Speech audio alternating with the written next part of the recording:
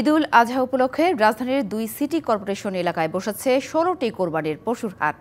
এর মধ্যে ঢাকা উত্তর সিটি কর্পোরেশনের আওতায় ১০টি এবং দক্ষিণ সিটিতে ৬টি হাটে প্রস্তুতি চলছে পুরোদমে। নিরাপত্তা, পানি, বিদ্যুৎ এবং পশু রাখার শেড সহ নানা ব্যবস্থা গুছিয়ে আনতে দিন-রাত পরিশ্রম করছেন হাট কর্তৃপক্ষ। ইতিমধ্যে দেশের বিভিন্ন প্রান্ত থেকে আসতে শুরু করেছে কোরবানির পশু।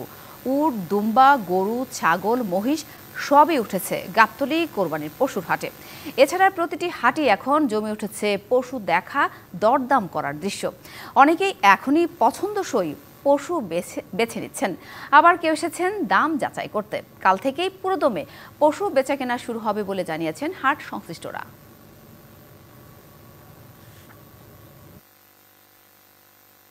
সামান্য কিছু গরু উঠছে, কিন্তু বড় বড় এখানে গরু আছে, ২৮ লাখ চাইতেছে, ২২ লাখ চাইতেছে। আমরা আসছি দেখতে। হয়তো আর একটু দেরিতে হলে সবাই পার্টি আসবে, দেখবে, এতে যদি ২-৪ লাখ টাকা বাড়ে ছাড়া চিন্তা ভাবনা আছে। মাঝখানে সিন্ডিকেট বা বিভিন্ন যেন গরুটাকে কৃত্রিম ভাবে দাম না বাড়ায়।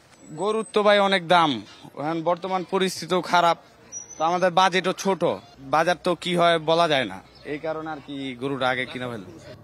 নগদ পেমেন্টে ৫০০ টাকা পর্যন্ত ক্যাশব্যাক আর লেনদেনে প্রতিদিন ডিপ ফ্রিজ এবং ঘন্টায় ঘন্টায় এসি, টিভি সহ দারুণ সব গিফট।